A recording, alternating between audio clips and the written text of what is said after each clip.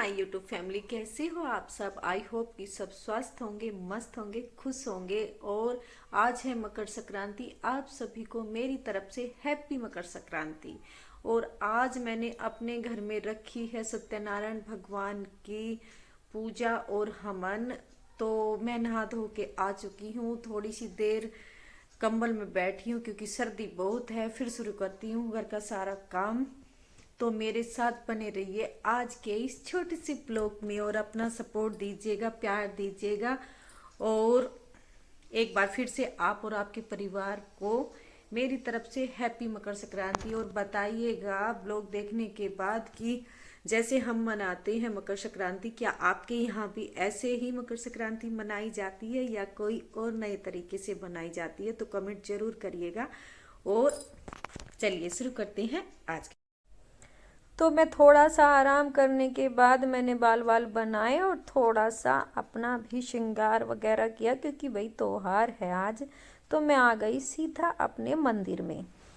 और सबसे पहले मैंने नहलाया शिव शंकर भगवान को। जल और गंगा जल से अच्छे से स्नान आदि कराने के बाद मैंने यहाँ पे चंदन का तिलक लगाया, गणेश जी को लगाया, कार्तिकेय जी को लगाया, माँ अशोक सुंदरी को लगाया, माता पार्वती को लगाया और नंदी महाराज को लगाया। अब आ गई मेरे प्यारे से लड्डू गोपाल के स्नान की बारी। तो अच्छे से मैंने लड्डू गोपाल को नहलाया और पोंछा। भाई ठंडी इतनी है कि बहुत ज़्यादा। और जल्दी जल्दी से मैंने अपने लड्डू गोपाल को पहनाए कपड़े वगैरह और अच्छे से श्रृंगार किया अपने लड्डू गोपाल का। और अगर आप एक बार इनकी छवि देखेंगे ना, इतनी प्यारी है, मन को मोह लेने वाली। ये था आया मेरा लड्डू गोपाल का फाइनल लुक। आपको कैसा लगा कमेंट करके ज़रूर बताइएगा। है ना मन को मोह लेने वाला प्यारा सा लुक मेरे लड्डू गोपाल का। बताइए, है ना सच। देखो इनकी प्रतिमा तो है ही इतनी प्यारी कि सबके दिल को छू लेती है। अब आ गई यहाँ पे मकर संक्रांति पूजने की बारी।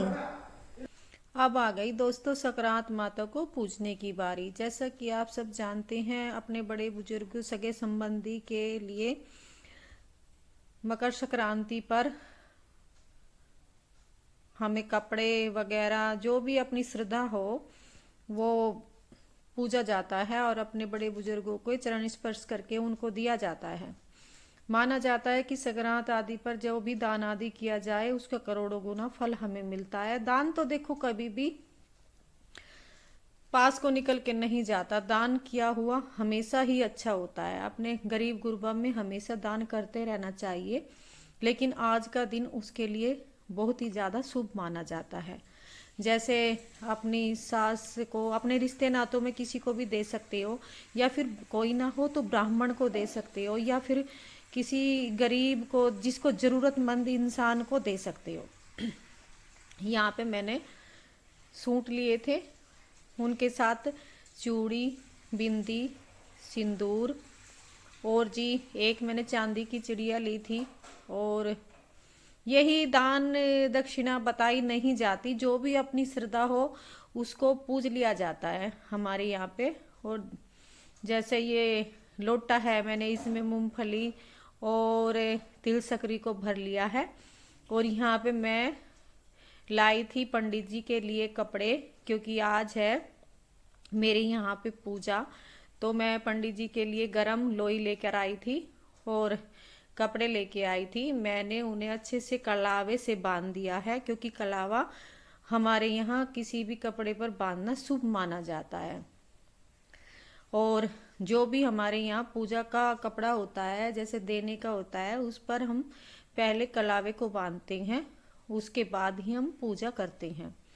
और मूंगफली और रेवड़ी तो मकर संक्रांति पर जरूरी मानी ही जाती है दोस्तों। तो यहाँ पे मैं पूजा की तैयारी कर चुकी हूँ। ये था मेरा सारा सामान, देख लीजिए। हमारे यहाँ पे ऐसे संक्रांत माता की पूजा की जाती है। और जी अभी मैं हथेलियों में थोड़ा सा जल ले लूँगी और जल लेने के बाद मैं सारे इन कपड़ों को अच्छे से, इनकी जैसे परिक्रमा बोलते हैं ना, ऐसे मैं इनको परिक्रमा कर लूँगी और वो जल वापस मैं अपने लोटे में ले आऊँगी और फिर मैं ये दूंगी सूर्य देवता को अर्घ। अभी चलते हैं ऊपर। देखो यहाँ पे कोहरा कितना पड़ा हुआ है, कितनी सर्दी है ना आज, बहुत ज़्यादा आज सर्दी है। देखो कहीं कुछ दिखाई नहीं दे रहा, लेकिन पूरी साल के जो त्योहार होते हैं ना, उनका चाहे सर्दी हो या गर्मी हो, उनका एक अलग ही महत्व होता है। उनका जैसे मानो एक अलग ही उत्साह होता है मनाने का। हमारे जो बड़े बुजुर्गों की परंपरा है, उनको निभाते हुए हमें वही काम करने होते हैं जो बड़े बुजुर्गों ने हमें दिए हैं। तो यहाँ पे मैं चिड़िया को दाना डाल चुकी हूँ। अभी मैं थोड़ा तुलसी माता को और बेलपत्र को जल से स्नान करा देती हूँ अच्छे से। देखो मेरी तुलसी माता भी कैसे मुरझा गई है सर्दी की वजह से।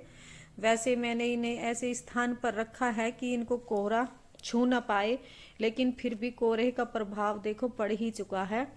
और यहाँ पे मैं ले लेती हूँ फूल, क्योंकि अभी आने वाले हैं पंडित जी और फिर हमारे यहाँ हो जाएगी पूजा शुरू। अब ये शैतान की नानी ऐसे ही करेगी।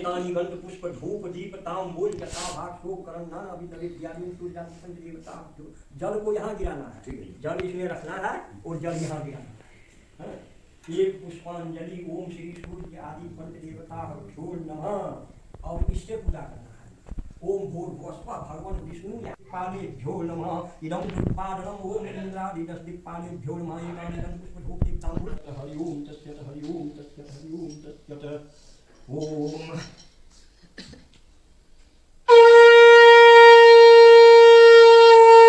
बोला, हे दंडी, आप क्यों पूछते हो, क्या धन लेने की इच्छा है? मेरी नाव में तो बेल और पत्ते भरे हैं। वैश्य के कठोर वचन सुनकर श्री भगवान ने कहा कि तुम्हारा वचन सत्य हो।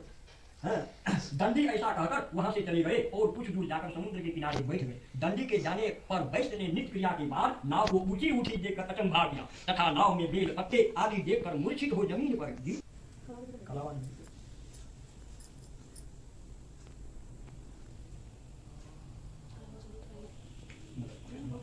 पापानि ब्रह्म हत्या समानि च तानि तानि परसन्तु पर दक्षिण पदे पदे प्रणाम कीजिए 4 बार।